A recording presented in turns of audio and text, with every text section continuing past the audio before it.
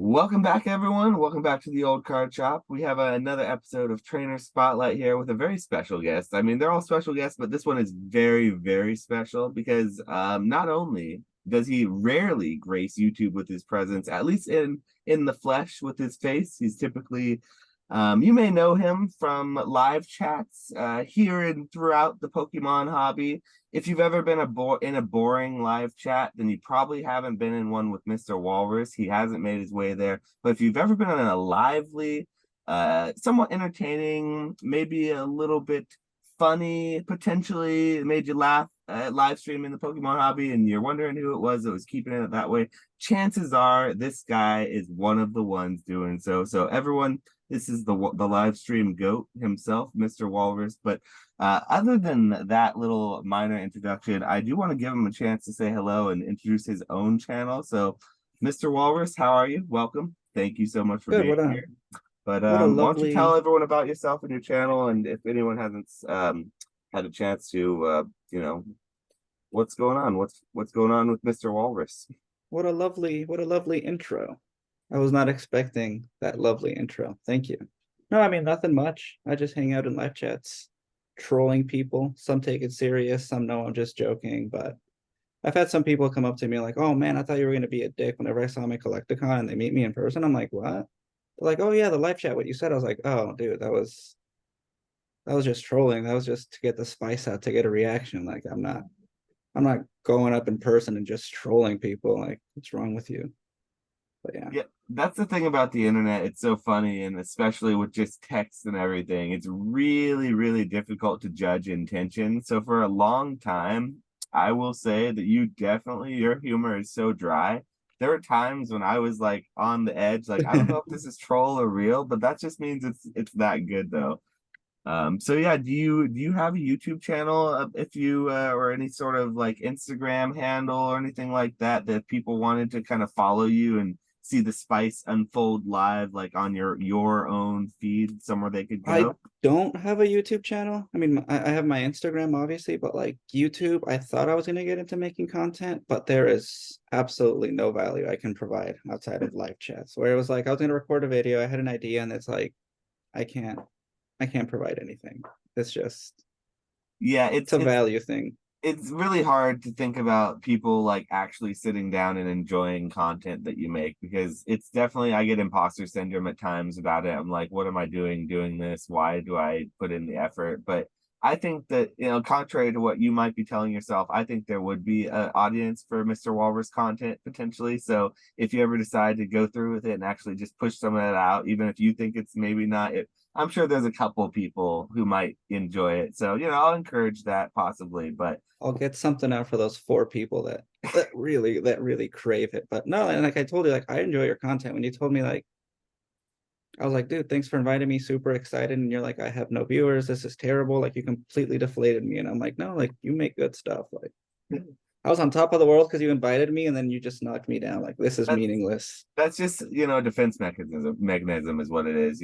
So I already know that if I say it's going to be horrible and it's not horrible, it's definitely better than it was expected. But no, I like it. I'm Set the bar joking. low. I'm very grateful for literally I was looking at my views and how they've grown in the last like year or two, and like I'm really, really grateful for a lot of like the people who come back because I make long form boring content, like really boring content. So the fact that people do watch it, it means a lot to me, and that's really as mushy as I want to get with that. But I do appreciate you coming on, sir. This is supposed to be out about you, so let's keep it about you here. And I have like six or seven other questions I need to get through to really get to the heart and soul of who is Mr. Walrus because we need to find out. We really need to find out because there is, I know, many, many funny, lots of trolling we can do in live chats, but it doesn't really ever get to who the trainer is, and that's what I love about this kind of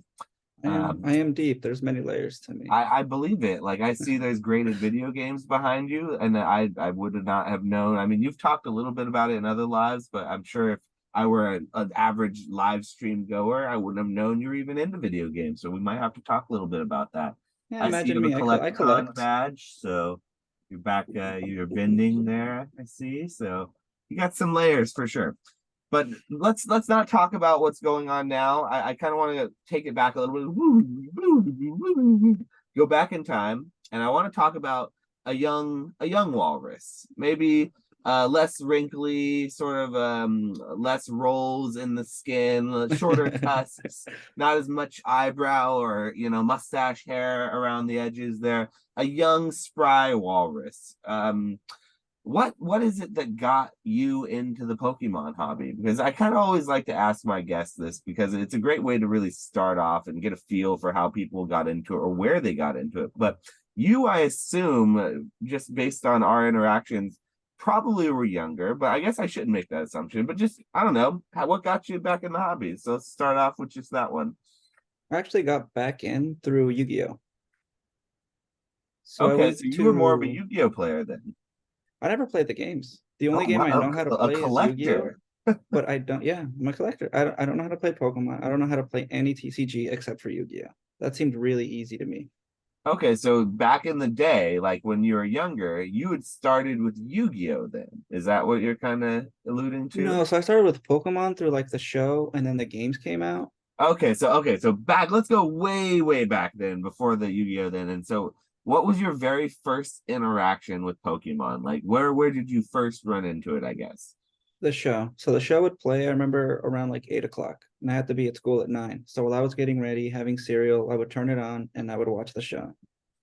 And then around like my ninth birthday is when I got Pokemon Yellow. And it came in a bundle, Pokemon Yellow with a green Game Boy and then the magazine as well. And that was just after that it was over. Then I found out they had cards from kids at school. I'm like, oh, how do you get these? And I'm like, oh, there's packs. So you just get your parents to buy you a pack here and there. And then I got a bunch of theme decks, the same one over and over again. And it took me forever to realize, like, oh, I'm not getting different cards. So you're a kid, you're What's just, going on here? You're like, what's going on? I'm getting the same follows. This is yeah, weird. it's like Jolteon and the Zap. Is it Jolteon and the Zapdos or Zapdos? Zapdos, right?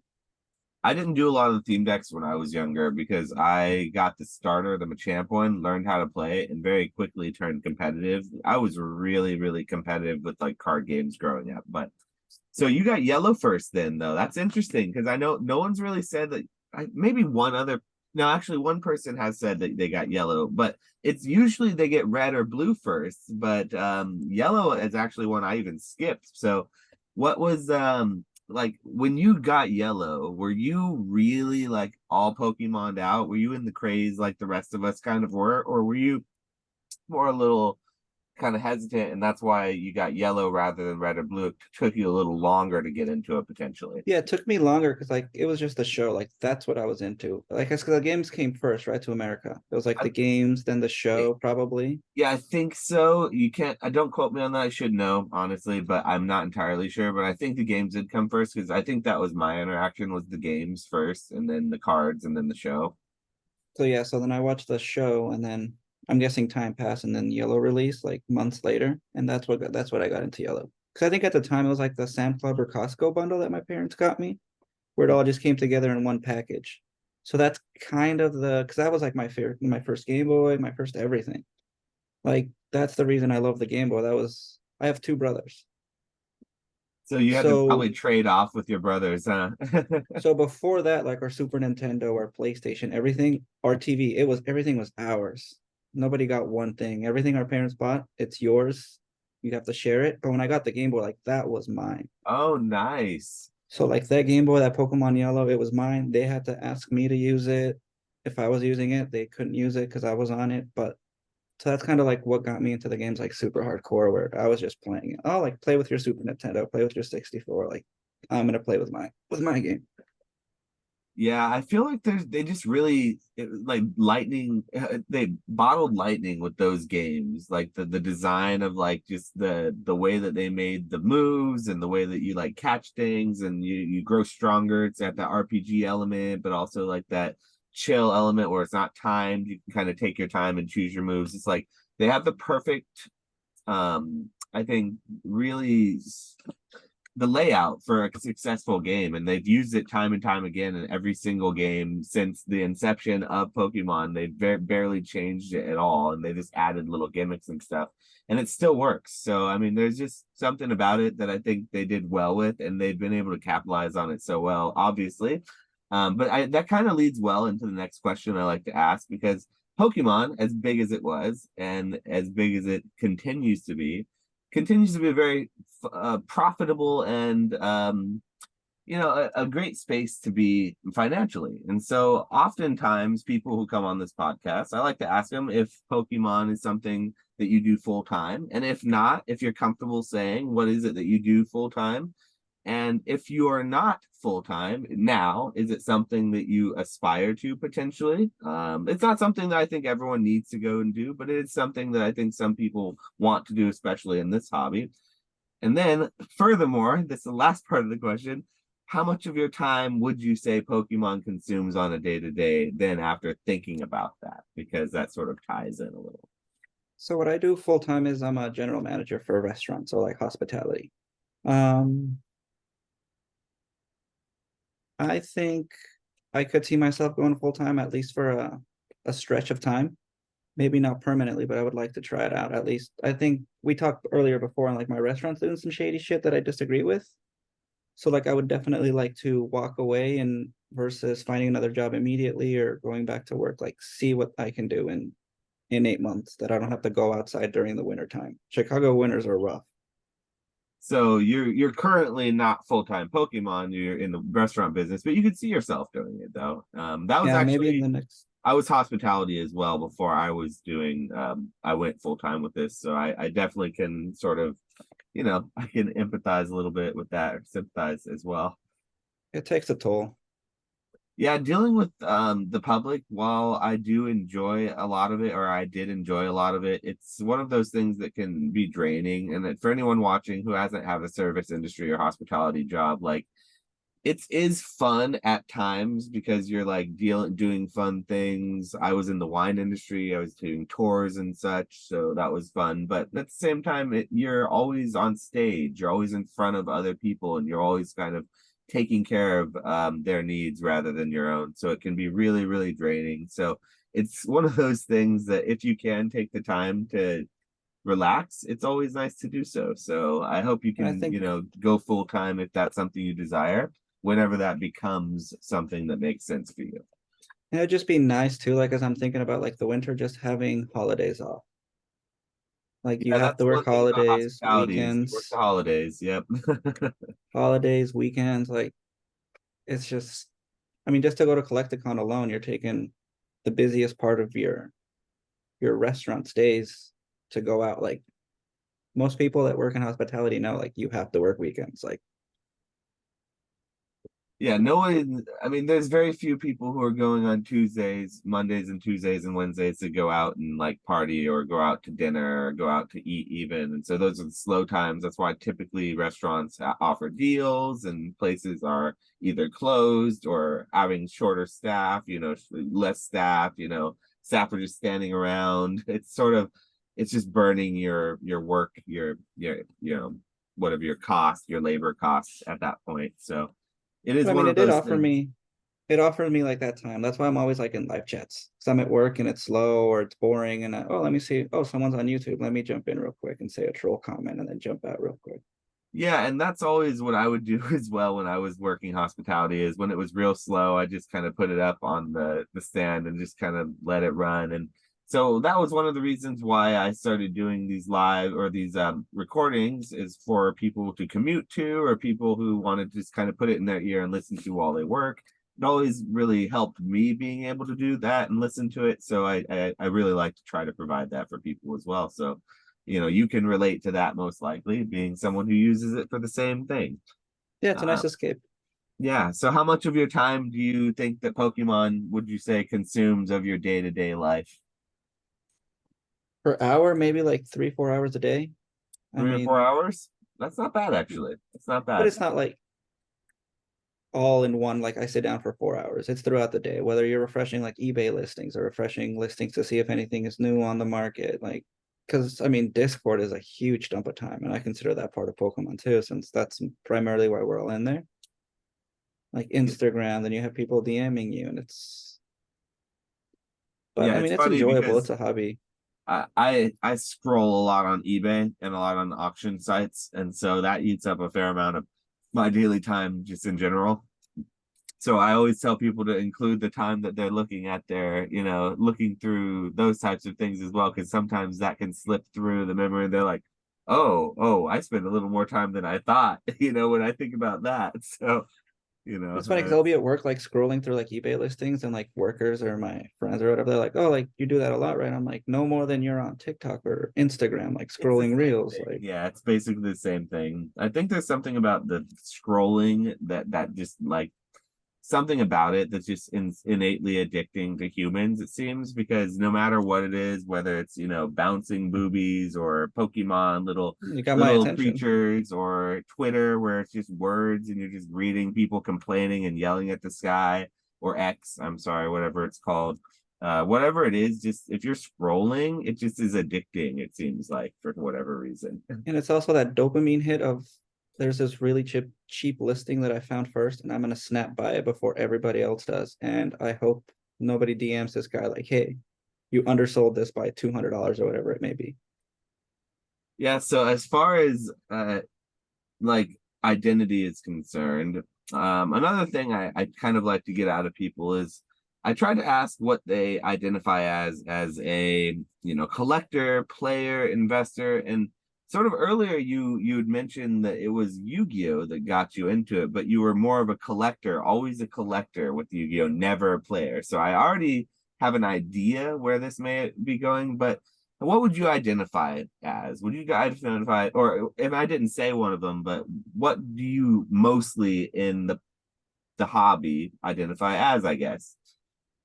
I mean, I'm flipping a lot now, primarily what I'm doing, but like I do enjoy the art. Like now flipping, I think has allowed me to collect momentarily a lot of the cards that I wouldn't otherwise.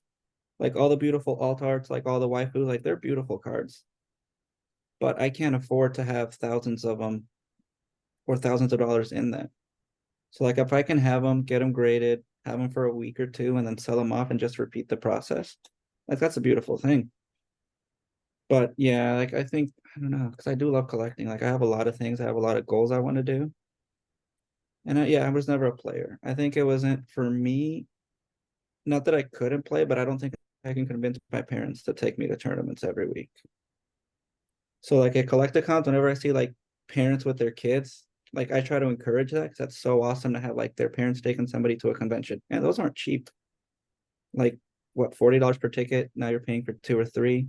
Like that's so cool to have like encouraging your kids nowadays. Not that my parents weren't like they weren't assholes, but they weren't driving me around. I feel like my parents would take me to the card shop just to get me out of their hair sometimes, So that's where it's It's the like, oh, babysitter. yeah, it's like, oh, you wanna leave the house and go hang out at the card shop for like 3 or 4 hours? Absolutely. Please go have fun with your friends, your little card friends or whatever. Because that's what it was for me a lot of the time. We had a really good local card shop growing up. So like we would go down, and my cousins and I even would go and just go to the card shop and hang out for a few hours. So You're in Seattle? I am currently in California, but what I'm talking Oh, about that's is when right. I was growing up in Oklahoma, actually. I grew up in the eastern part of Oklahoma, and we had one small little card shop there, and it was a really, really great experience for me. And so a lot of my experiences with trading cards have and game shops have been rooted in my experiences in that small town game store. I grew up in Utah, Salt Lake City. Oh, nice. And Yeah, I just remember one card shop, and that was it. Like I didn't think I have any card shops down there at all. oh, there had to have been some in Utah and in like Salt Lake City. It was a pretty big city even back then, right? Because you're in Chicago now currently, am I? Yeah, Yeah, okay. So yeah, I'm in Chicago. when did you move away from Salt Lake City? Where you said you grew up Like, there? yeah, I mean, I was an adult, I guess, like 2011, 2010, I was here. So I was about 20 when I moved out here. Okay, so you're pretty old. You're pretty much an adult. So you grew up Pretty in. old.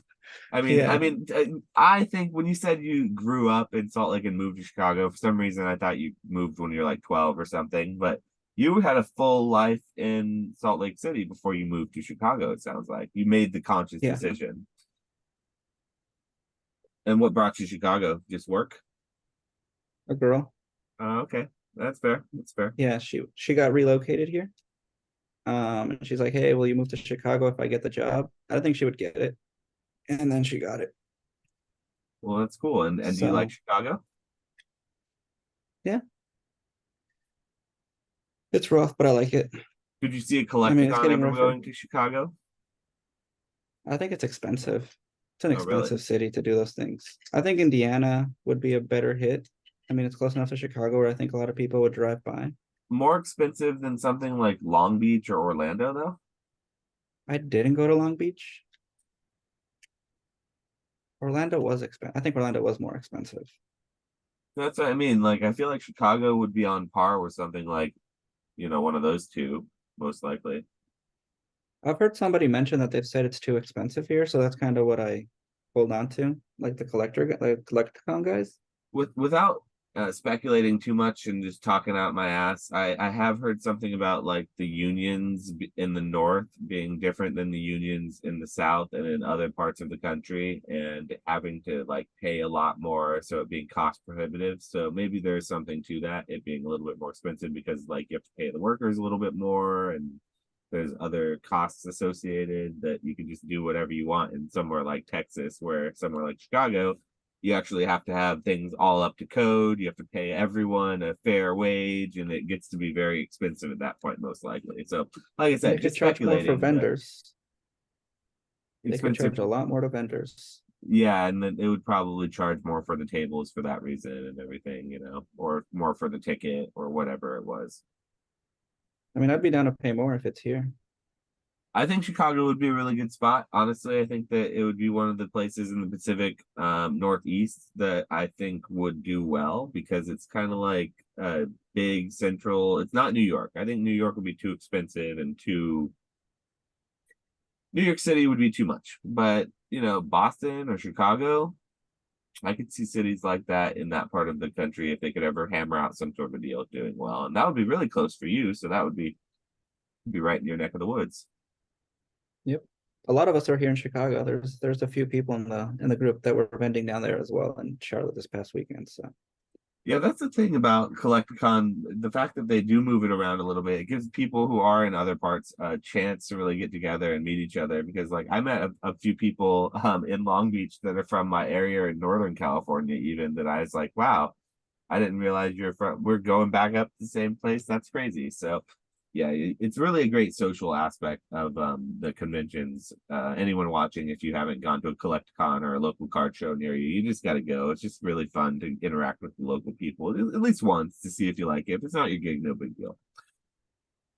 As far as like speaking of things being your gig, though, I'll move on back to the interview here and ask one of my favorite questions, and it's sort of a telling question about the TCG, but I always kind of like to ask just all my guests to get a feel for what type of Pokemon they're into, but what your favorite generation is, or even if you don't have like a favorite generation, like maybe your favorite starter set or something.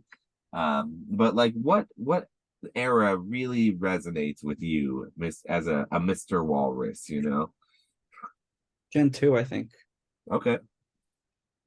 Specifically, any Even for like Pokemon within Gen 2? Tyranitar. Like, because again, it was all about the games back then, right? You had like the Red Gyarados at the Lake of Rage, and then you played second generation Pokemon games, right? That was when they got good. So yeah, like while That I was when they liked got Red good. and Blue, the gold games was when they really got good. So So I remember like beating it as a kid, and you're like, oh, okay, cool, it's over. And then Professor Birch, right? Or no, Elm, I Professor think it's Elm. it's Elm. Yeah. Yeah. He tells you, oh, there's this other region. Go get the badge. And you're like, what? Yeah. I get to go back to this game that I was playing like nonstop and revisit, and it's like all upgraded and things are newer. And It was so Yeah, like that just blew my kid mind. so hype. It was like the hypest hype. Makes me want to go back and play it right now. Man, and then what? You kick like Gary is in Viridian City. I You think beat him, and it's like, Blue is yeah, the like Blue, the leader or the whatever. game. Yeah, Yeah, so it's Blue's there. You beat him, and then hey, there's this one guy in this mountain training. Go beat him. And it's red with like level 81 Pikachu. You're like, what? pretty awesome. Yeah, like Yeah, yeah, that that generation is awesome. next level for sure. I can understand that. Yeah, I feel like that's what a lot of our generation, the people around our age, have said is like Gen 2 is what really caught them with Pokemon. And I think that they fell into their stride with Gen 2 for sure.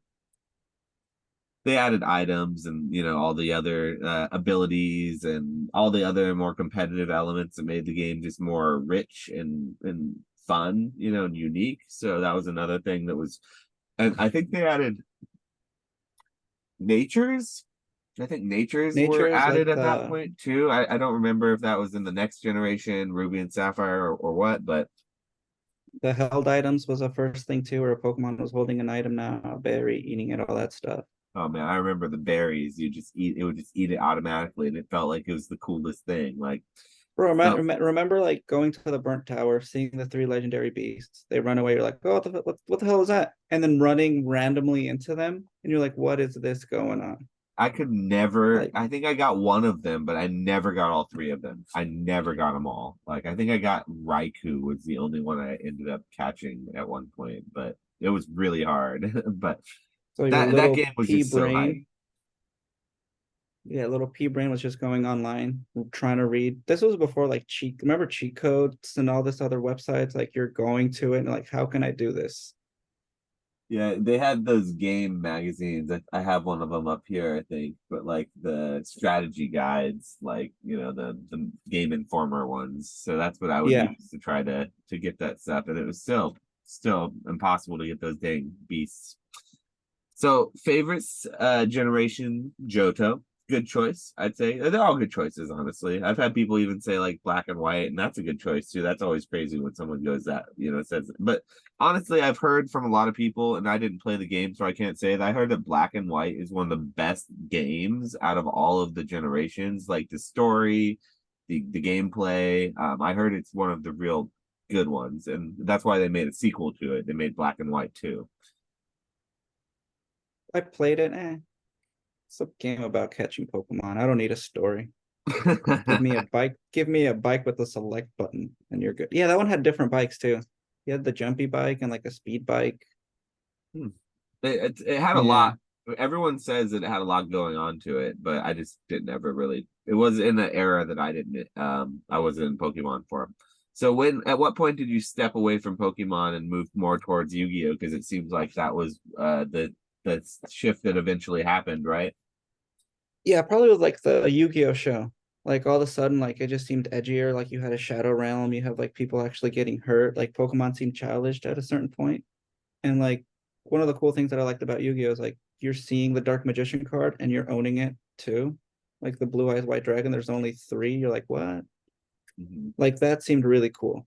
Like just that whole aspect. Like remember the first episodes, Exodia, the three blue eyes, like it just really stuck to me. I didn't watch any Yu-Gi-Oh, so that I will say that I don't have any memories attached to it. And I still haven't watched any of the cartoon, but I've been told that it's a much darker, more adult theme.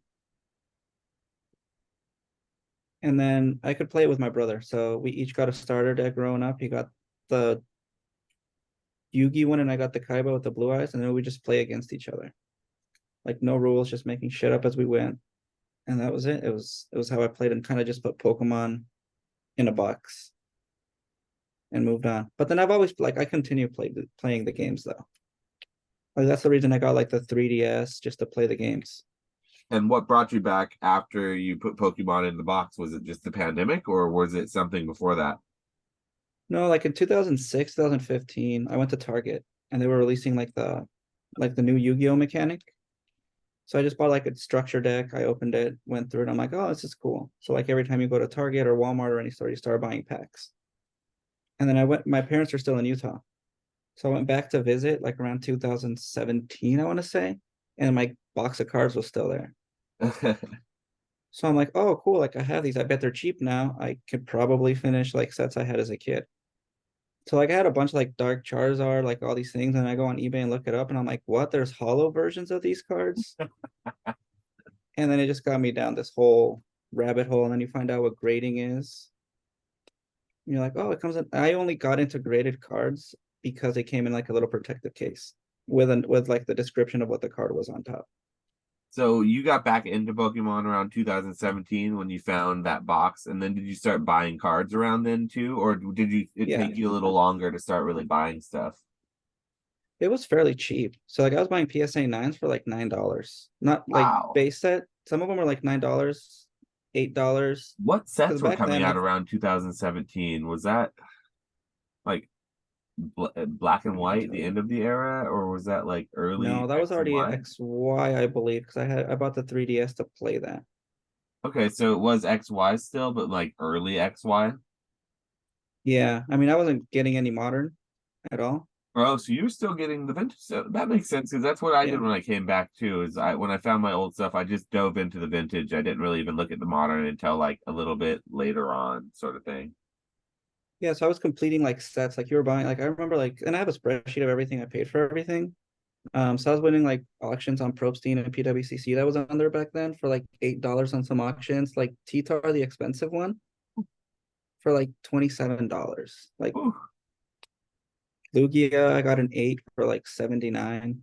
So being in at such a low rate, did you have trouble, or do you still have all that stuff, or did you sell a lot of it during the spike or the boom, and that's all since been sort of rotated, or what happened with all of that? So like I wanted to finish all these sets, and then I got a job like the job I am now, which is like super demanding. I was there like 6, 7 days a week, like nonstop. It was a brand new restaurant that opened, so I was there just constantly. Put that aside, and then during the pandemic, I was home for a bit, and I'm like, oh, let me try to finish these sets. So I go to eBay to buy them, and to my surprise, they're so expensive. I'm like, why is this card so expensive?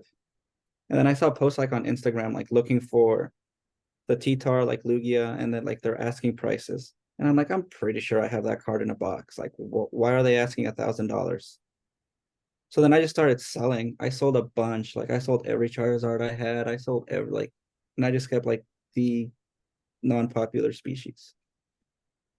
Yeah, it's when you see things balloon in price that you at one point would have a hard time paying 20, $30 for, and you can sell them for hundreds of dollars, or even like even if it's just $100, it changes the way that you really look at them. And you can still love them and enjoy them the exact same way and still sell them and not have to compromise any of that. So that's interesting. Going back to one of the answers that you said earlier, though, as what you identify as, it sounds like you do get a lot of enjoyment out of the flipping element of it, though, or the selling element, and you sort of understand that you don't have to own something for eternity to get the satisfaction out of having it, which for some people is a foreign concept, and others it may be something like, that makes sense. So that's interesting. I think the flipping part too, though, it feels like you're winning, right? You bought this item for cheap, you paid $15 plus shipping for degrading it, and then you sold it for a lot more and made all this profit. It feels like winning, like, oh, like I just won this. Now with this money, I can go buy more. So it's just like a constant cycle. It's a But good dopamine hit for a lot of that, for that reason, for sure. Yeah. yeah, And so Johto, favorite video game, favorite sort of era, but do you have a favorite TCG set or a favorite TCG era as well? for TCG, I really like Gym Heroes and Gym Challenge. Okay, nice. Like I So know a lot of people don't like them, but I really like the art of those cards. Even like the commons and uncommons are beautiful. Like base set is ugly. and it's a really big set too, and so it's really fun to see in a binder. Those cards look really, really good. Those two sets together, I really agree with that. And the fact that they have the trainers Yeah, on like them and Erica's everything. Dragonair, the Rocket Scyther, like those are just top-notch cards. Yeah, I I mean, the mean, Charizard is kind Oddish, of mids, but Erica's Oddish is one of my favorite cards of all. The one coming out of the pot. It's really, It's literally it's like a pot that's broken, like a house pot, like a ceramic one, and the oddish is like right next to it, and you can tell someone tried to plant the oddish in a house pot, and the oddish is like, it's pretty cool art. It's pretty good, but it's from those sets. That's one of my favorite cards in the whole hobby. It's just like a common art, but Yeah, the Pikachu on there goes hard too. And that's Lieutenant Surge's Lieutenant Searches, is Pikachu. it? Yeah. Yeah, it's really good. He's like jumping forward, a lot of action in that Pikachu, good artwork. Yeah, the set has fantastic art. So I'd say it's a good answer. I think you're the first person to actually say that that's their favorite set. But And that always shocks me. I hear a lot of interviews where people say like they don't like the set, and oh, I don't understand it. I I think don't they look at the understand it. top cards in the set when they say something like that. They're looking at like the big top hollows and stuff, and they're forgetting about the entire rest of the set. Is where maybe that comes from. I don't know. Maybe not. But But even then, if you're only looking at the hollows, you have like you have like Moltres in both sets, you have Gyarados in both sets. Like those are great Pokemon. I, How dare to you? me, I think the Zapdos? strength the Zapdos, Rocket Zapdos is really cool, and the Mewtwo is pretty cool too. But like there are the Moltres, Blaine's Moltres is beautiful, but Rocket's Moltres is just ugly. Like it's an ugly card, and there's Brock's Rhydon, that's kind of a miss. The Magneton, Lieutenant Surges is kind of a miss. Like the Gyarados is I mean Misty's or Giovanni's? Giovanni's. Misty's is pretty good, but I mean, Rocket's Hitmonchan. that one's cool. The Rocket Scyther and Hitmonchan. Listen, I agree with you. I'm not trying to say, but I can see where maybe people, when they're only looking at those hits and stuff, they're like, I want a set with bigger Pokemon in it. I don't want the biggest card to be like a Misty's Psyduck, or whatever it is, or the Blaine's Moltres. I think might be the biggest card in that set potentially. I'm not entirely sure, or the Rockets. It's hard. Those two sets blend together for me, so I think that Yeah, they're so I would both. say both of them. I mean, you have Yeah, the I think Sabrina's they Gengar in Challenge that I forget or the Heroes. Gengar's in the one that you don't expect it to be in. I think. I think that's in Heroes because the biggest hit from Challenge is the Charizard, I believe. Yes, and the Gengar's not in the one with the Charizard. So Yeah, yes, I think that's why I think it is in Heroes. I think you're right. But there is a Gengar in Challenge, a non-hollow Gengar that it's gorgeous. That's amazing. that one's cool. Yeah. I love that one with the moon in the background. Like it's one of the most beautiful Gengar cards, the coolest art of Gengars that exists. So that's a good one. Okay, so those are both, I'd say, acceptable answers. We won't nix you from the podcast quite yet. We can go on and keep the interview rolling. It will air. But I guess going along with the type of things that you like to collect, but as far as collecting is concerned, if you could own any one card, collectible, artwork, piece, statue, any one thing to not to resell, so you can't flip it, you dirty flipper. I know that's what you like to do, but for it just to own it, what would it be? Now, if it's too hard of a question, you can't think of it, that's fine. You can circle back around to it, but it's just something to get your mind working, and it helps the viewers sort of understand who you are as a collector as well. The two things I really want that I'm like, it's hard to find is Pokemon Crystal sealed and the N64 Pokemon Stadium are like the two big things I really want. Like I don't know if you remember, but the crystals where you summon the Pokemon and the sprites would move. I Like didn't that game play just blew my I didn't mind. play Crystal. I missed that element of Pokemon. I heard it was really good. It was basically like the two games, the Gold and Silver, but the best version of it combined with extra stuff they added in. I just played Gold though, so that was Yeah, my it's almost the same. It just had like updated graphics, but the sprites would move when you like when they came into battle, like they would wiggle or do their little animation, and you're like, how is this possible on a Game Boy Color? That sounds And amazing. then Pokemon Stadium, like playing the game on the TV, I had the battle pack. Hmm. So like I didn't have to look at because like fucking Game Boys had batteries and I would always run out of batteries. And it Yeah, was always a struggle to get batteries from my parents or anybody to buy them. So like now I could play it on the TV. Like I didn't need batteries. Or like you couldn't play at nighttime. I remember my parents like I had to turn the lights off at a certain time and I couldn't play my Game Boy. So Now that it was on TV, like you can play it anytime. So I think one of those two items I couldn't decide. Probably be like something I would hold on to forever. So that kind of goes into another question I like to ask. But other than Pokemon, are there things that you typically collect? I see this. There's some stuff behind you. Yeah, I like the video games. I got into Naruto a little while ago, like the Oh, Naruto TCG. I yeah. just bought a few. I just bought a bunch of cards from Daniel Catch 'em All Collectibles. Um, I like Digimon, like the vintage Digimon cards too. But like all that stuff is just more resources, more times, and I think I go into that as a break from Pokemon. Like there's only so many Pokemon cards you could look to, and like that just seems more like a passion project that you like more. That's like, oh, like I'm gonna buy it. It's gonna hold relative value, but I'm doing it for me. Like I can hang on to this stuff where I'm not specifically just buying it to flip. Is it the fact that the sealed games are so scarce and so rare that you don't assign like a price to it as much, so you're not as worried about selling it because it's not something you feel like you can replace as easily? Because so, and then I guess I would say furthermore, are sealed video games sort of the highest peak of what you view as like your favorite collectible sort of thing? For me, it's my favorite thing just because I have so much more memories attached to them. Like I have complete sets of a lot of like WotC sets, but I didn't own those as a kid. Like I didn't pull those cards. I bought them as an adult.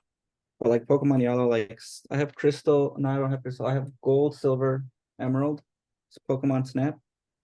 Like I played those games endlessly. Like that was just hours poured into those games. Where the cards, I never pulled a holo from a pack. Like every holo I had, I traded for it. And like I had a Shining Gyarados, but that's because I finessed some kid outside of church for it. Like so it's not as special as the games. Like they don't anchor like that memory to like driving in the car, looking through like the right angle to get the street lights to hit your Game Boy screen so you could see it. Like that's what I remember. Like no card I have that I can think of like anchors anything to like childhood, to that nostalgia. At least for me. So if the apocalypse ever happened, would you break out those video games and start playing them on your generator, on your, monitor? Generator, I have the real thing. Oh, you got the Game Boy. You don't need a generator. You got a Game Boy. That's perfect. Yeah. I just gotta run to the store and buy batteries.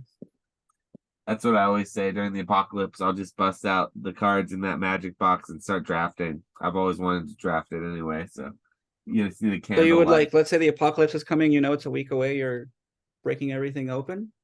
Or Um, I'm gonna probably draft that with if my friends are around and I'm with people and we have time, we've done everything we needed to do. Yeah, we're gonna draft a game and we're just chilling. But I think I'd have so much to do, I wouldn't have time to, honestly, if you knew that. But I would have so much to do. there's so much to do before the end of the world, man. uh, But yeah, I mean, and that's the thing too. Like if you wanted to play, like at least for like the Game Boys, you could buy the loose cartridges. They're relatively cheap, and now there's so many. There's like I saw this attachment that you can just like USB to your computer and put the game into it. There's just so many ways and so many avenues to play the games. yeah, it's I've always talked about sealed video games and like my problem with sealed video games is that even though I would never play them once it's sealed and graded, it's like I know that the batteries sort of degrade over a certain period of time within the cartridges. So that like even if it says it's like a perfect 10, which they don't exist in water grades on the package, if it's 25, 30 years old, I know that what's in that package isn't a perfect 10 because I know that it degrades over time just from not being used and over. And so it's Such just a in my head. technicality. It's like a weird mental block I have in my head about it, I guess. So you don't see yourself ever purchasing like a game or anything like that? I like them. Like I have my old video games from my old consoles and my old stuff that I did have growing up. Like you said, I have some of them. I don't have all of them because I lost the storage unit, as a lot of families do growing up, and so I lost it during that time. But I do have a couple of them still, and I like them. But I wouldn't go rebuy the ones that I lost. Probably. I don't know. I just don't find myself playing them, the old ones that I do have, and I couldn't see myself playing the ones that I'm missing either. So I guess I wouldn't probably. No, I don't know. It's just like the same way cards, people wouldn't buy cards probably. I view a sealed box as something that a lot of people like that. They drafting something like a magic set, it's not something that would occur to anyone, but it's just different strokes for different folks. Are you still playing competitive card games or no? Not anymore. No, I stopped playing probably in 2010, 2010. Oh, that's a long time. Jesus. Yeah, but I played really hardcore though up until that point. The 2 years after high school, I was really trying to be competitive at the same time I was doing like college and stuff, and like it took a real drain on your social life when you're really trying to be competitive at something like that, and like going to tournaments every Friday, every Wednesday, doing the local scene. You have a play group that you have to grind out with and like really practice and play test the weekly metas, and things are changing, so you're always keeping up on the articles, and it's just a whole lot. So I stopped formally in like 2010. I walked away from it because it was burnout basically. And that's where I was just like done with all trading card games. I would kind of see them happening and keep little tabs on it here and there, but I wouldn't buy them really until 2019 when Hidden Fates came out. And for whatever reason, I was in Pokemon Go still, but I was kind of getting out of it. And I just saw a YouTube video, I think from Leonhardt, about Hidden Fates. And I saw like the cards. I was like, oh, that's cool. Pokemon cards. I forgot. I used to like that. And I was like, oh, shiny Pokemon. I like shiny hunting. And so I went shiny hunting in the card game because it didn't even occur to me that shiny Pokemon existed in the cards. Because when I was younger, I got out of it before shiny Gyarados was ever a thing, or shiny Magikarp from Neo. Like I think that was right when I was getting out of it. So it didn't occur to me that they ever were a thing. So that was what got me back into it, which is why I love Hidden Fates. Is that what got you into Pokemon in general or just modern?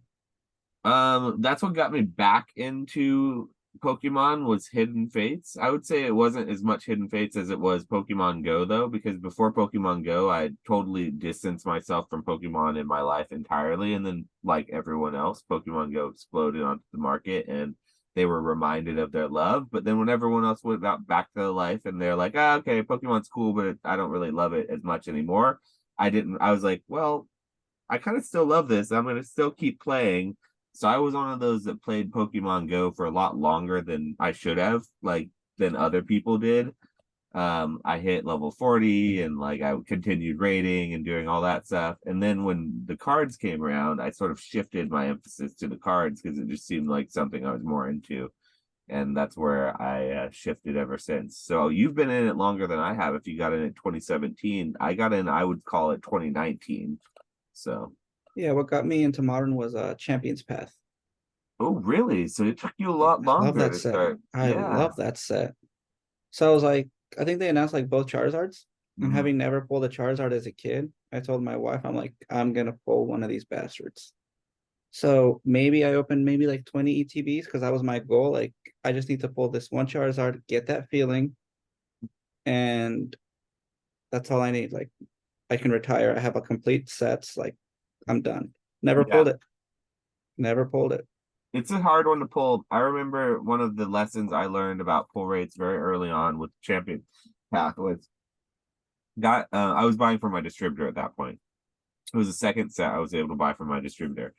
So I was pretty happy about that. I wasn't used to the prices being as low as they were, and everyone else was having a hard time actually buying it. And so when I got it in my hand, I got like 3 cases of it. I ripped an entire case with my fiance that first night of ETBs, 100 For packs, you? just for myself and for her, like just to try to hunt the Charizard because it was going for $700 to $900 at the time, depending on which one you pulled raw. And so I thought that was worth the cost of the case alone if I pulled the Charizard, and maybe we pull two and all the other cards and all the promo Charizards and all that stuff.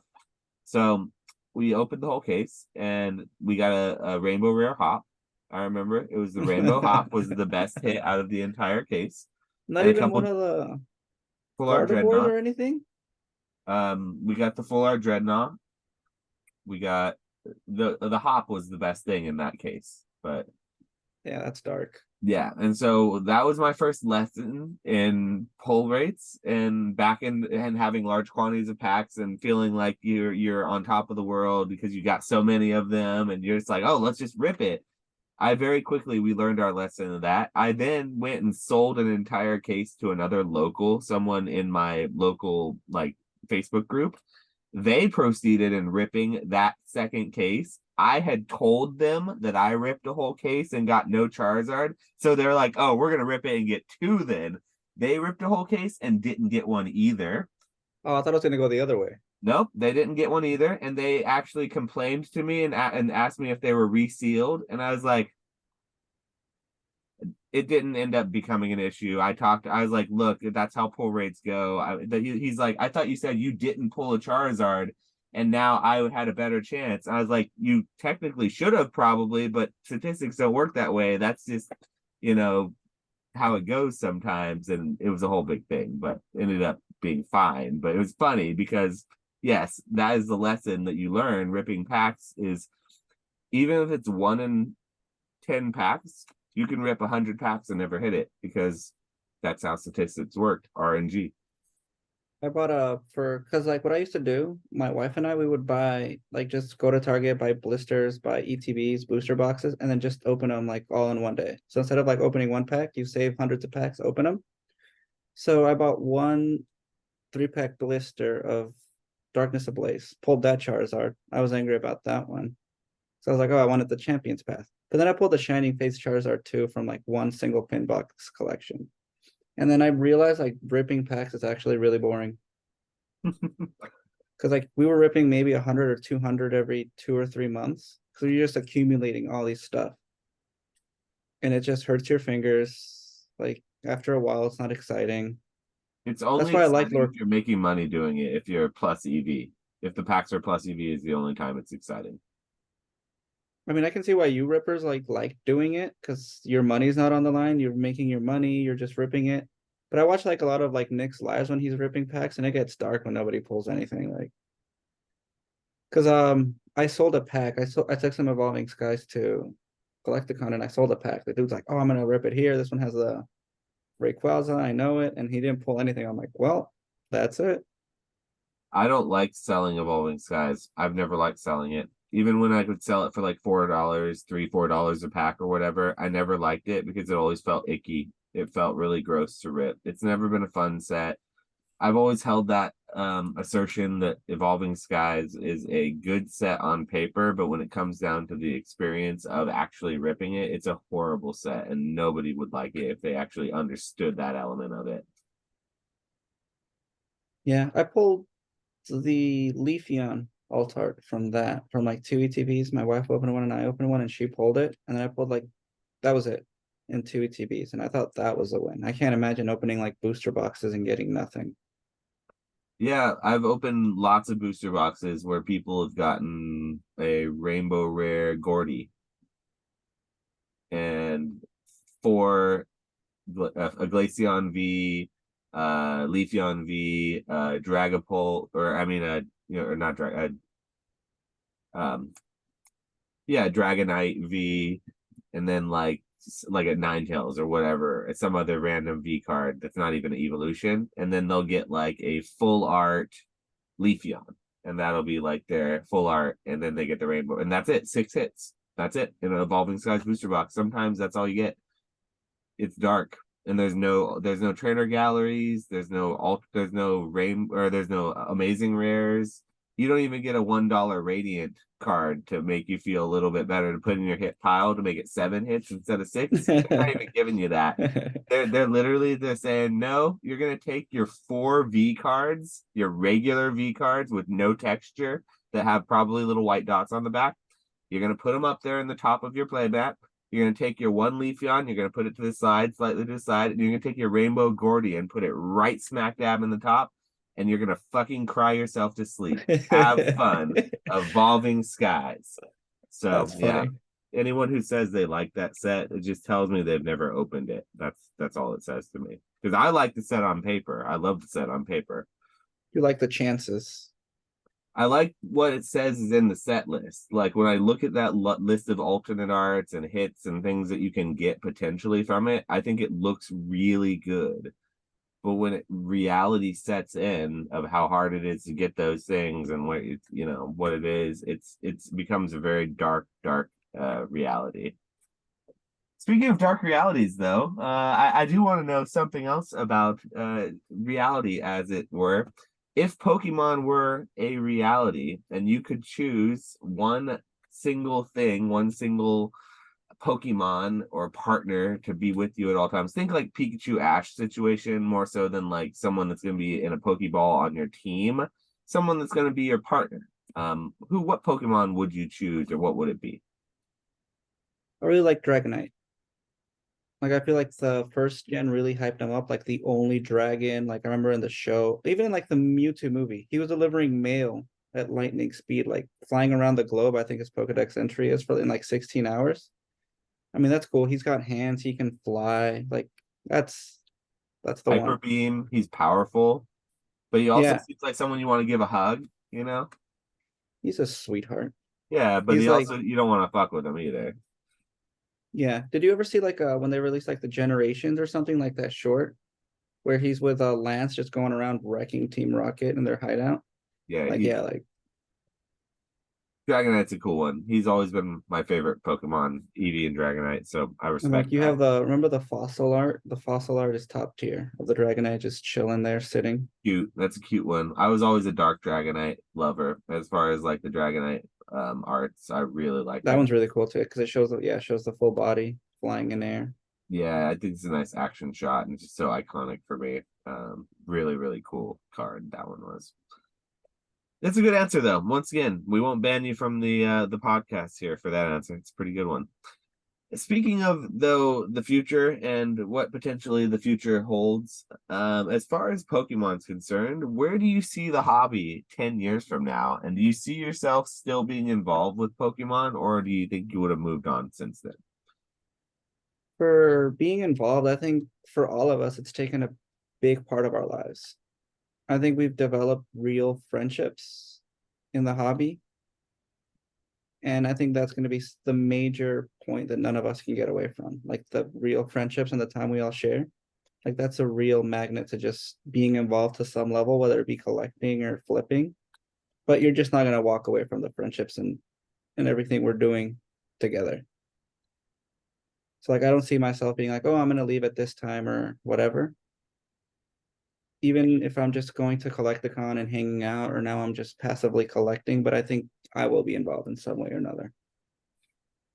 And what do you think about the hobby? Do you think the hobby will still be healthy and around 10 years from now? It has to be. I don't think Pokemon's taking a misstep with anything. I think they're handling it just right. All these people that want like one of ones or these harder chases, I don't think it's going to happen. I think if they just keep chugging along like they're doing now, it's going to be great. I mean, 151, they're building the hype. What, 6 months ago, they started building the hype. They're already building the hype for like this next set. Like, as long as they keep doing that, like, I think it's going to be in a very good place.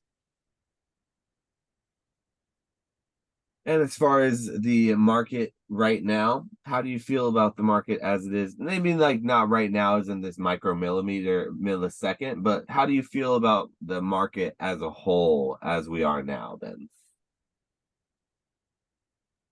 I think it's in a good place. I think you can still find deals. I think there's still a lot of collect. I think if you want to interact with it in any price point, I think you can get in and do it.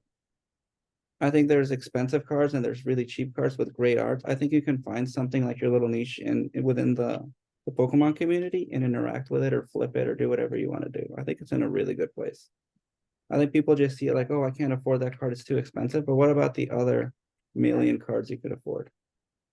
Like I like it a lot. Like it's really good.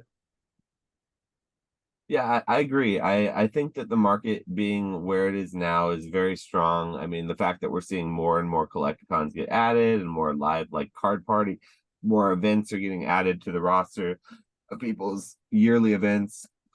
I just see it growing. More grading companies. Now Steve Aoki is grading music, so you can like grade your I have a sealed. That's so cool. I So was looking last week. I wanted to buy a copy and I couldn't find one on eBay. That's so cool. yeah, After and I heard so they were grading music, yeah, I was looking for a copy and I can't find it because that's the only CD in my life I've ever bought and owned. that one I had Jason Page sign because he has a couple of the best songs on the actual album there, and so like it was nice he personalized it for me, but that was one of the first things I got signed at the first Collecticon I ever went to. I had that for years, that sealed with the Sears sticker on it and everything, and I had told myself that that was one of the first things I was going to do. So in the Long Beach Collecticon, I found Jason Page and had him sign that, and like not in his booth, but walking around the Collecticon, we just kind of connected, and he signed it. And so when I started seeing that they were going to start grading music, I was like, I should get that thing encapsulated. I didn't ever intend for it to. I just have it up on my rock, my shelf. But it's definitely something that I want to send into AGS eventually. I think they Yeah, have that's really so sleek, cool. yeah, sleek looking labels. They're really cool. So is that your collection piece you're gonna go out with? One of them, yeah, I wouldn't sell that. Like that's something I've had for too many years. It's not my original CD, but I it was something that I've had for like 7, 8 years. Even I think I got it when I was playing Pokemon Go or something because it was like $10 at a garage sale or something. You paid $10 for that? Yeah. And so it was like in 2016 or something. It's like super long ago and nobody cared. So it was like, but so I wouldn't sell it because it's not really a money thing for that. So I guess you could say that's a PC. That's the kind of dumb stuff that I like to collect. Like that picture there, that fire red leaf green, like Game Boy, like Nintendo picture was from a game store in the 90s, and it was gifted to me by one of my subscribers on Whatnot a while ago. And it's just a very unique piece. Fire red leaf green is my favorite set, like as far as like just sets are concerned, and it was a gift to me, and it's not worth a lot, but it's not anything I could ever replace even if I wanted to. So that's something like I would probably PC and never ever get rid of, but it's not But worth just it. the emotional aspects is what you're collecting then? Just Yeah, anything it's more emotional, that connection? yeah, I've never been a materialistic person. I'm more of a experiential driven, or I like to have memories. So I attach more value to like things if they're meaningful to me than I do if they're monetarily valuable, because it's just sentiment and things and materials, or materials mostly don't mean a lot to me. So like collecting things just for the value of it and like as a store of value just doesn't feel right to someone like me. But having things that I have you attachment to, that I feel like are is irreplaceable, that I have specific memories towards, that's something I understand, and it just doesn't matter to me. So that's I think I understand that element of collecting that a lot of people have, nostalgia. Yeah. Nostalgia is something that I very much so understand because it's not something you have control over. It's a very powerful drug. So yeah, that's where my collection pieces typically lie. If people listening have found sort of a common thread in the things that you see me saying that I would keep, typically it's that type of stuff. And I'm sure those viewers probably figured me out on that one. As far as content is concerned, though, you're one of the people in the hobby that I feel like does consume a fair amount of content, and I really respect your opinion about it. I'd like to kind of know if there's any content out there that you feel like is sort of in the Pokemon hobby that's just vacant, that you feel like there needs to be more of, or if there's sort of a hole, an empty hole that you would like to see a little bit a different angle of that you think that needs to be filled, because I'm always curious to hear what people say when asked that, because I do think that the Pokemon content creation on YouTube is a very young space still. So I'm interested to hear what someone like you has to say about that. The problem with the content is it's repetitive. Like you can only watch so many podcasts and something before it just overlaps. Like you're gonna talk about evolving sky reprints. Like what last year, everybody was talking about it. Every question in live chats was, "Hey, do you think you're getting evolving sky reprints?" I think what would be cool is just, and I don't know if logistically it could work out because just the things that can get said, but just a bunch of guys or girls just hanging out and just talking. Hit the record and just talk. Doesn't have to be about Pokemon, but it can be life. Like that would be something cool and fresh that the hobby just doesn't have. Like an open forum sort of thing. Yeah. where it's like all just kind of you can walk in like it's a big card shop online that everyone's welcome to come in and partake in, but it's Pokemon or like nerd related kind of. Yeah, like just talking about different things or even like headlines in the news, like just from a Pokemon nerd's perspective type of That's thing. that's something that I always have long since felt that we've needed in the space, or we really wanted was like a think of like a professional Pokemon news source where you have anchors and you have like segments and it Yeah. happens every day or Fridays at least or something, and it's produced and it's you have your two anchors and they're wearing a Pokemon jacket each time, and it has the corny little news thing that comes on, and Like imagine going to sports and it's Ernie covering it, but he knows nothing about what's going on and he's just giving like a review of what he thinks happened. Like, come on. it would be hilarious. Yeah, Yeah, so like something like that I think has always been seriously missing in the Pokemon hobby, and it's just one of those things that I think would be very difficult. Like I was in my school broadcast growing up in like high school or yeah, whatever. like that, like the high school that they would play mine in the mornings too. I forgot what day in high school, but they would Fridays for record it. us. We did it every Friday morning, and it was a whole week long thing that like a class had to actually dedicate a whole week to really produce every single week. So it is hard to do. So I understand why YouTubers have a hard time putting that together. It takes multiple people, it takes costuming, it takes lighting, it takes all that. You have to have the green screen. But the thing about that, it would just it's essentially for us, for like like the small minority of us, it's not something that's ever gonna go viral or grow. Like they're making that content for like 50 people, 100 people. And it's hard to be okay with that, putting that kind of effort for just flatlining viewer base that's never gonna grow. I would say though that if it was well done and if it was well like produced and it had like segments and it had the regular two good anchors who are kind of funny back and forthing and you had a good weekly segment, it could get good views in the space, and people who don't even care about Pokemon might even tune in if it was entertaining. Just be like, oh, I don't buy these cards anymore, but I want to see what these jokers are talking about over here on this news segment. Yeah, you're getting celebrity divorce news from Thrifty, from you, from Dan. Imagine Dan covering pop culture. Like That would be ridiculous. why, what But do you think is missing?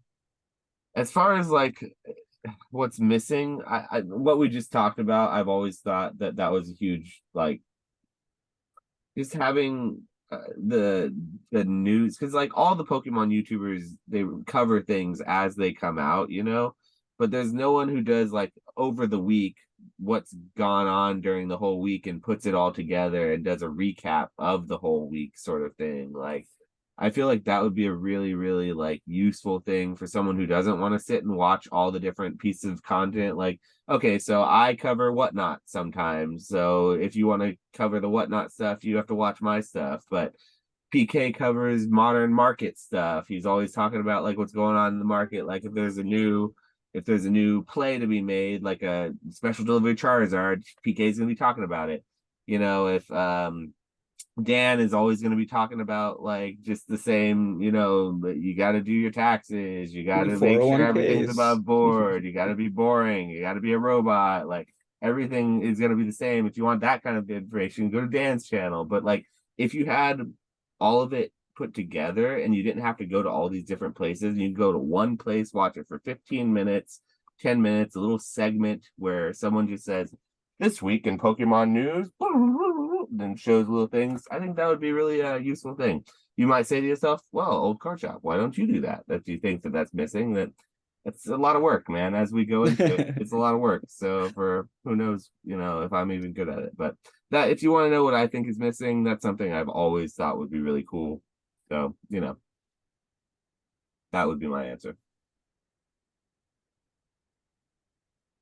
As far as sort of other topics are concerned, we've ran through most of what I wanted to ask, but at the end of these sort of trainer spotlights, I like to do a little free reign kind of maybe if you had anything that we talked about you wanted to elaborate on, give you a chance to maybe go a little bit more into that.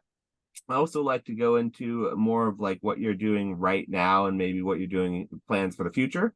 So that if you have anything that you are planning, maybe you're going to a collecticon coming up, maybe you got a big live stream on someone else's channel you want to shout out, whatever it is, this is a great time to do it. But yeah, let's kind of go into that last little segment, little free reign, maybe recap some things, and if you have anything coming up, we can talk about that too. I'm thinking about going to Houston but not as a vendor, just spectating. That's why I asked if you've ever done it and what the vibe is. I know like having that central base is really important to just kind of hang out and do all that stuff. But I've never like taken the whole weekend to just walk around the show or make many purchases.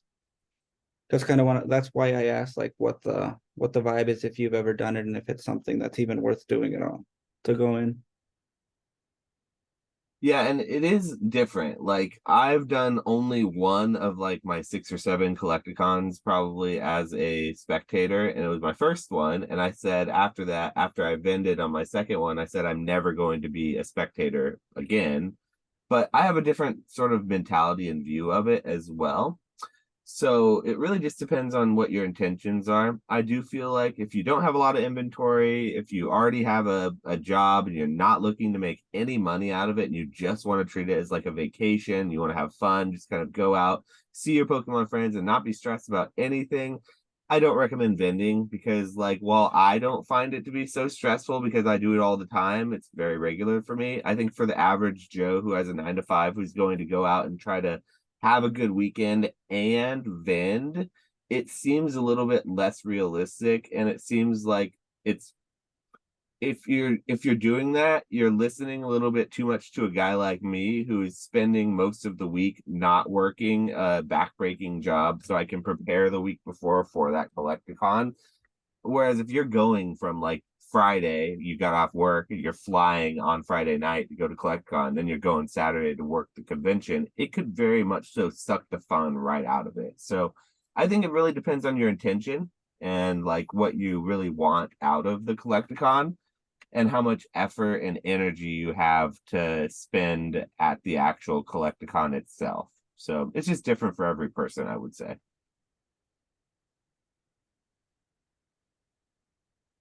But I don't know. They're really fun to go to, but I've only vended. That's the thing. Like I've always had a place to be, a place to sit down, because obviously you can interact with the people you're vending with. Like we're all trusting of each other. You can walk away for a little bit, but I don't know. I think I want to try it. It's one of those things where I want to try it at least once and get that other perspective. And even if it's not Dallas, is it that's coming up? There's Denver and there's Houston are the remaining Houston. two. Yeah. So even if it's not Houston, I want to do at least one where I'm just walking around and seeing what it is. Because I do want to go to one and be able to grab lunch at least once. I recommend you do it. I really do. And that's just to get the, the duality. So you see both sides since you have only vended before. Because if I had only vended, I would also want to see the other side of it as well. It's just seeing the other side of it made it pretty easy for me to make that decision going forward. Now, if, like I said, I ever got out of it, like not wanting to go because I was trying to vend and make money off of it, I would probably think more of it as vacation. I'd be more chill. Maybe wouldn't wake up at the crack of dawn, at 6 a.m. in the morning to go and get ready. I'd roll into CollectCon around 11 o'clock, 12 o'clock, and I'd meander my way around, go through half of the sections, and then I'd come back the next day and do the rest. So it just feels like you could make it whatever you'd like to be. And it really depends on what type of a weekend you'd like to have. So that would be my, my thought would be to really think about what type of a weekend you want it to be, because you can really make it whatever you'd like. Most Yeah, people but that usually makes spend one day though. Like most attendees only you go one think day. so? Yeah, I know so because I ask every single person that comes around the table. I say, hey, is this your first day or second day? Like less than 10% of them say that it's their second day, and you can't count the vendors. Yeah, I've never asked anybody, but I thought most would buy like that 2 day pass and do both days. No, no, ask them next time you've been. Ask every person. Just say, hey, how's your CollectCon been? Is this your first day or second day, or do you plan to come tomorrow? If it's Saturday, say, do you plan to come tomorrow? And they'll tell you. They'll say, oh no, hell no. Or they'll say, no, no, we only have one day off. Like, think about it. You are a normal average Joe. You work 40 hours a week. You have 2 days off, and they're Saturday and Sunday. Or and are you going to spend both of those days doing the same thing, that hobby? No, you can't justify it. You still have to go to Costco. You have to go to, your parents' house for their birthday. Your kids got a birthday party they have to take them to. You got your cousin Jim Bob's birthday jamboree, whatever. You only have so much time on your days off as a normal average Joe. So I don't think that they want to spend more unless you are traveling. If you're traveling there to make it a weekend, of course you're going to spend both days there because you spent the money, the effort, the time to set aside time. You went to this new city and you specifically went there for like Collecticon. But the average person, the next time you go ask everyone who walks by, just casually say, "Hey, is this your first day?" It's just good small talk anyway, too. People like to talk, so. And I think I forget, like, we are the minority in the hobby. Like, we are the ones that want to spend the 2 days. We are the ones that are having after event drinks and food and all that stuff. Yeah, you're right. You're probably right. It's one of those things that the reason that we can sit here and have a 2 hour long conversation about Pokemon is because we are the minority of the hobby. We are the crazy ones who just love this stuff to death, and we can talk about it hours and hours and hours, and then off the clock continue talking about it and enjoy it. So if that's what makes it fun, though, and I think it's what keeps it fresh, and it's what sets it apart from doing something that you don't like. No, but like I said earlier, like, I'm excited for this end of the year. Like, most likely, like, I will be leaving my job, and then I'm going to focus on doing this full time for the winter. Just seeing how that goes. I'm excited I for don't want to staying deter home. you in any way, but just be aware that the winter time is the slowest and the worst time to try to sell and be full-time Pokemon. So there's always a huge dip that happens around the holidays in liquidity because typically, as far as a hobby is concerned, collecting is a personal hobby. It's a personal journey. And around the holidays, funds typically get allocated for lots of things other than for what you're buying personally for yourself. You're buying gifts for other people. And you don't buy your hobby for other people. You buy what other people want for them. And so while you might gift Pokemon, sometimes ETBs, ultra premiums make good Christmas gifts for some children. Most of the time, kids aren't the ones getting those cards. It's the adults buying them for themselves. So around the holidays, Pokemon cards, unlike a lot of other retail toys and other things that get a bit of a boost, oftentimes take a little bit of a nosedive. So just be aware of that. I've made videos every single year on my YouTube channel about that around the holidays, and you can kind of go back and look at it. I just always warn people that don't worry, the hobby's fine. I don't know, you're yucking yams right now, man. It's always the hobby's always strong, but in December, January, December, things start to slow down a little bit as far as sales are concerned, especially for slabs, because slabs are something you're buying for personal collection and it can usually wait. Sealed product does pretty well, especially something like 151. It's going to do really good around the holidays. But Are you still ripping packs for people or not anymore? well, I haven't personally ripped packs for other people since February of this year. Are you planning to go back to Whatnot with the changes they're implementing or no? That's done. No, at this point, it doesn't feel like the platform is taking it serious enough for me to be willing to go back and trust them to want to give them money. If they actually did follow through with the changes that they were implementing, and they were actually hard on their sellers, and they banned the ones, or at least reprimanded the ones that were breaking those terms, and cleaned it up, I would at least consider it. But even if they did all that, I probably still wouldn't really consider it, because as far as Pokemon's concerned, there'd be no point. There's just no money in ripping a pack for, if I have to sell it for $5 to make $1 or 75 cents, I'm gonna have to sell it for $5.50 or $6 on Whatnot to make up for like the fees and extra whatever, and then they're gonna have to pay shipping on top of that. it's going to turn into like a $10 booster pack. Why wouldn't you just go to your local Target or game store and buy it for $4 or $5? It's not 2021 anymore, so it doesn't work out that way. And I've never been a singles seller. I don't run singles. I've never have. I don't run slabs, like just starting from $1, putting a slab up. It's not my shtick. I don't have any shill bidders behind the scene. They're gonna pump my auctions like a lot of the bigger ones do on Whatnot and on eBay. And so I'm just not willing to take that risk with auctions like that, not to for the crux of my business at least. So I've moved really away from Whatnot. So was that statement they released just empty then? They're not really following through. I've heard that they have followed through some of it, and I don't want to speak too much without getting direct knowledge. So this is all just really my opinion, honestly. But from what I have seen and some of the limited information I've been given, and I read the seller Discord quite often because I'm still a seller technically, and I still have access to that Discord. A lot of the sellers have just decided that until enforcement is actually going to be upheld, they're going to continue the status quo. And they're so brazen about it. They just talk about it in the seller Discord. They're like, I've seen X, Y, or Z do it this many times. So until they deal with him, I'm going to continue doing it. So it's like well, he's doing it, so I feel like I can do it too. And until that's dealt with, I'm just going to keep doing it.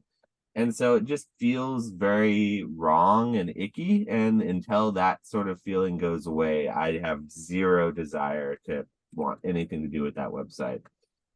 Oh, I thought they were cracking down based on the statement, but I had no idea like all that was still going on.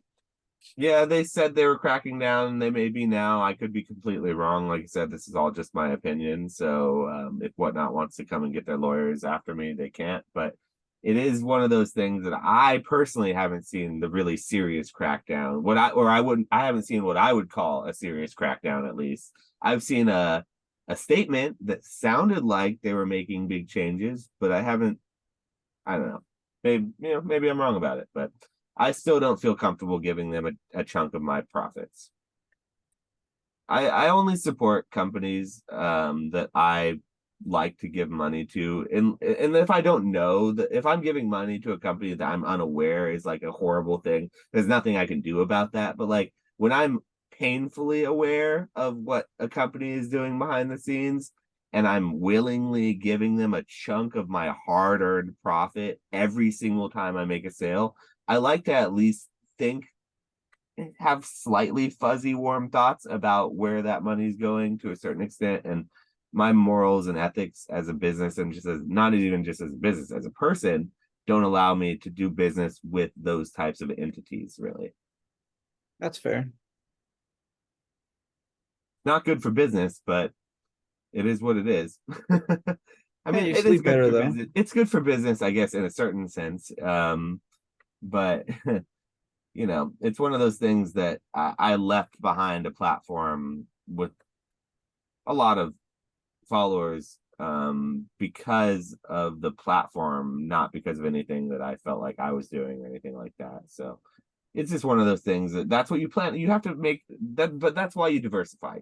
That's why when you listen to people talk and you listen to people who do this full time, oftentimes they will tell you not to put all your eggs in one basket.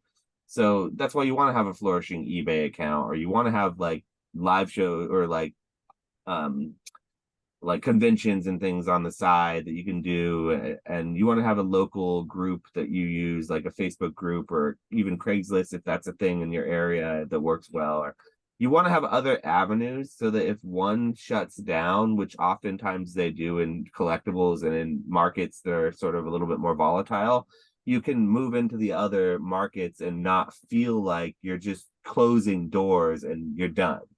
So that's what a lot of people don't do, is they find something that works for them and they go really hard into it because it works really, really well for them. And that's all they do.